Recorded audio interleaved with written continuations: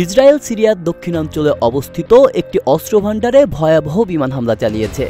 এই হামলার পর সিরিয়ার পক্ষ থেকে জানানো হয়েছে যে এতে ব্যাপক প্রাণহানি ও সম্পদের ক্ষতি হয়েছে।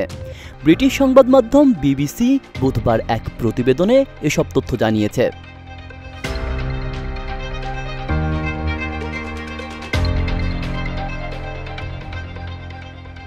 সিরিয়ার পররাষ্ট্র মন্ত্রণালয় এক বিবৃতিতে বলেছে, ইসরায়েল এই হামলার মাধ্যমে অঞ্চলকে অস্থির করার চেষ্টা করছে।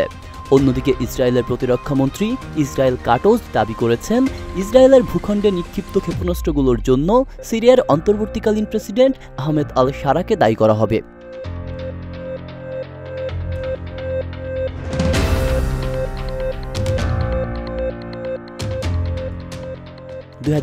সালের ডিসেম্বরে বিদ্রোহী বাহিনী নিয়ে চালানো এক অভিযানে বাশার আল আসাদের সরকারকে ক্ষমতা থেকে সরিয়ে দেন আহমেদ আল শারা।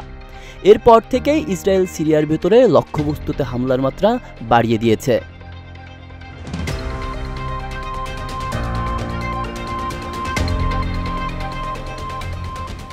ইসরায়েলের দাবি, মঙ্গলবার সিরিয়া থেকে ছোড়া দুটি ক্ষেপণাস্ত্র দেশটির খোলা জায়গায় আছড়ে পড়ে।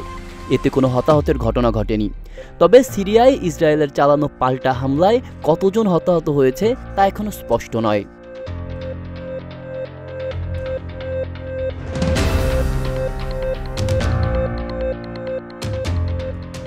সিরিয়ার সরকারি বার্তায় বলা হয়েছে, এই হামলা আমাদের সার্বভৌমত্বের সরাসরি লঙ্ঘন এবং এটি গোটা অঞ্চলে উত্তেজনা বাড়িয়ে দিচ্ছে। সিরিয়া কখনো এই অঞ্চলের জন্য হুমকি ছিল না, ভবিষ্যতেও হবে না।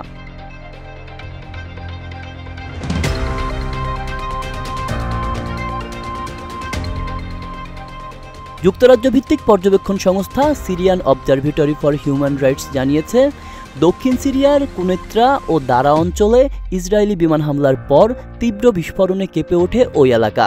ওই এলাকাগুলো ইসরায়েল অধিকৃত গোলান মালভূমির সন্নিকটে অবস্থিত। ইসরায়েল 1976 সালে সিরিয়ার কাছ থেকে গোলান দখল করে নেয় এবং সেখানে বসতি সম্প্রসারণ চালিয়ে যাচ্ছে, যা আন্তর্জাতিক আইনে অবৈধ বলে বিবেচিত।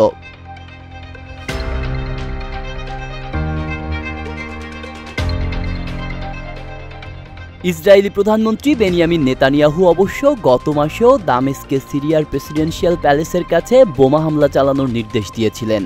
তিনি বলেন, এই হামলার মাধ্যমে আমরা স্পষ্ট করে দিয়েছি, দামেস্কের দক্ষিণে কোনো বাহিনী মোতায়েন হতে দেওয়া হবে না।